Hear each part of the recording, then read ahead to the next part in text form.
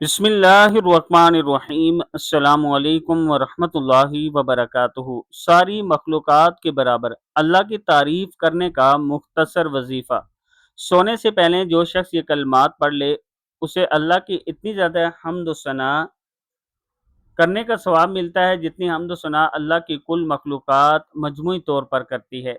دعا ہے بسم اللہ الرحمن الرحیم۔ الحمد للہ الذی کفانی وآبانی، الحمد للہ الذی اطعمنی وسقانی، الحمد للہ الذی من علی وافضل، اللہم انی اسألک بعزتک ان تنجینی من النار، الحمد للہ الذی کفانی وآوانی، الحمد للہ الذی اطعمنی وسقانی، الحمد للہ الذی من علی وافضل، اللہم انی اسألک بعزتک ان تنجینی من النار۔